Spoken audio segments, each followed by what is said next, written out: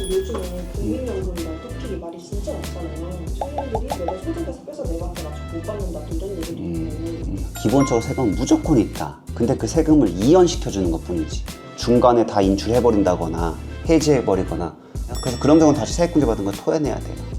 혹시 그 선생님이 하고 계신 노후대출 포트폴리오 일단은 가장 큰 것 같고요. 이제 인플레이션이 올라가다 보니까 세무사님은 국민연금에 대해서 어떻게 생각하세요? 그냥 날아가는 돈이죠. 전 받을 생각 안 해요. 내라니까 내는 거예요. 받을 생각 안 합니다.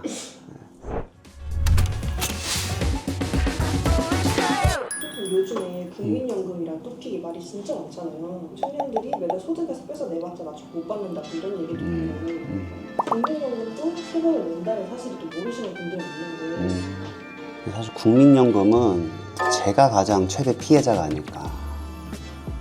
그렇게 진지하게 받아들이세요. 국민연금이랑 건보료를 얼마 내는지 예전 영상에 나왔었는데 최고 금액을 내고 있어요. 근데 제가 과연 그 금액을 받을 수 있을까요? 노령연금, 뭐 장애연금, 유족연금. 노령연금의 경우는 이제 소득을 발생해 세금이 나온다고 보시면 돼요.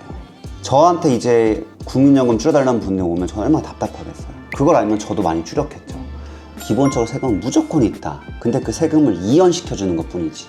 제가 알기로 주택임대 소득이랑 합쳐질 경우에는 종합소득세를 내는 종합과세 대상이 된다고 하더라고요. 근데 일단은 주택 임대소득 2천만 원이 넘어가면 당연히 종합과세가 되는 거라서 국민연금뿐만 다른 소득으로 다 합산된다고 보시면 돼요.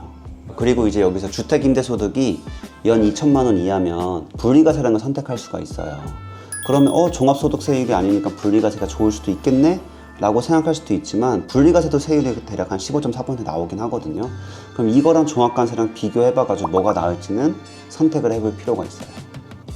그리고 이게 직장인 분들이 국민연금을 내시고 계시지만 퇴사한 이후 임의가입을 하고 계시는 분들도 있잖아요. 근데 이런 분들은 또 소득공제를 안 받은 상태로 나중에 세금까지 또 내는 건데 이런 경우는 이중과세.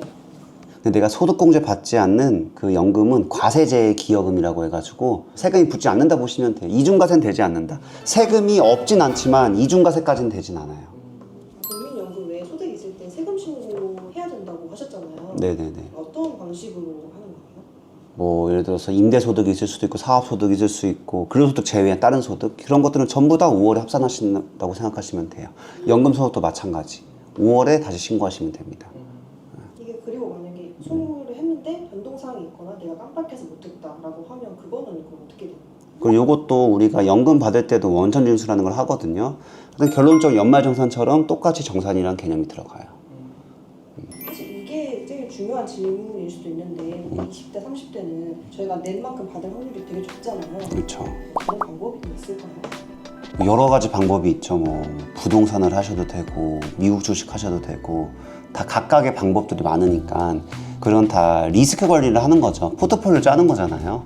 지금으로 봤을 때는 젊은 세대가 봤을 때 국민연금은 굉장히 리스키한 상품일 수도 있는 거고 그러면 이제 국가가 보장해주는 것들도 가입은 해놓는 건 괜찮죠. 뭐 IRP 이런 것들 연금 세액공제도 받을 수도 있고 참고로 그거 아셔야 돼요. 퇴직연금 세액공제도 지금 세액공제 받지만 나중에 돈 받을 때 세금 내십니다. 그러니까 세금이 없는 건 아니에요. 여러 가지 포트폴리오를 짜야 될 것 같아요. 지금 국민연금만 믿고 가기엔 너무 불안하다. 이게 그러면 그 전세를 위해서 IRP 같은 거 가입하시는 분들도 되게 많잖아요. 네네. 처음에 신청을 해놓고 나중에 한 5년 받고 말고 아니면 한 7년 받고 말고 이렇게 해도 계속 그 혜택이 나오나요? 그렇죠. 이런 세액공제를 또 그냥 국가가 해주는 건 아니에요. 국가가 세액공제를 해주는 이유는 너네 거 가입을 해. 대신에 내가 세액공제 해줄게.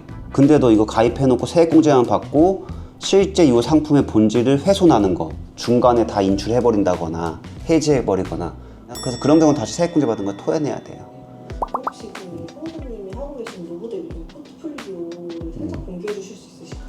일단은 부동산이 가장 큰 것 같고요. 부동산이 이제 인플레이션이 올라가다 보니까 사실 이제 벼락거지가 될 수도 있거든요. 현금만 가지고 있다고는. 그래서 굉장히 지금 고평가되고 있는 거는 알고는 있지만 부동산이 일단은 그래도 안정적이지 않나 오히려 그 생각도 좀 들고 있어요. 또 이제 퇴직금 중에 이제 DC형이랑 DB형이라는 개념이 있고 보통은 DB를 합니다. 그게 가장 깔끔해요. 근데 내가 이 퇴직금을 내가 운영할 수 있어. 근로자 내가.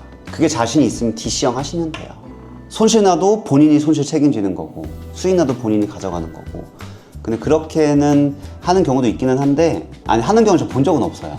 그냥 DB형이 가장 깔끔해요. 퇴직금은 안정적이어야 된다 생각을 하기 때문에. 하여튼 지금까지 이제 국민연금 이런 거 알아보셨는데, 사실 저는 국민연금을 나중에 받을 거라 생각하고 내는 사람은 아니에요. 그냥 우리나라에 사니까 또 내야 된다고 하니까 내는 거지, 이걸로 노후 보장을 받으려는 건 아니다. 국민연금은 뭐 받을 수 있으면 너무 좋지만 못 받을 수 있잖아요.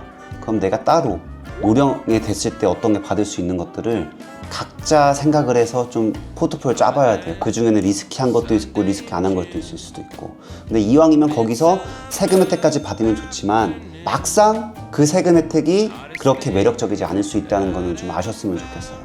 우리나라에 세금이 없는 건 없다. 과세를 이연해 주는 게 있을 뿐이지. 그래서 이거는 정말 제가 세무사로서 솔직히 말씀드린 거고, 그렇다고 제가 그런 상품 이용 안 하는 건 아니에요. 저도 이용을 하고 있습니다. 포트폴리오가 중요하기 때문에. 저는 항상 이제 얘기를 하지만 저희 고객분들 중에 이제 젊으신 분들이 되게 많아요. 지금 많은 돈을 벌고 계신 분들이 있지만 어떻게 상황이 바뀔지 모르거든요. 그래서 항상 그 중에 한 30% 정도는 빼놓자. 내 돈이 아니라 생각을 하고. 어디에 빼놓을지는 본인의 선택이지만 좀 빼놓고 좀 안정적으로 운영을 하셨으면 좋겠어요. 국민연금이 아니더라도 노후를 준비할 수 있는 거는 많으니까 다양한 방법 찾아보고 훌륭한 선택하셨으면 좋겠습니다. 그럼 이상으로 세무천재 서성우였습니다. 감사합니다.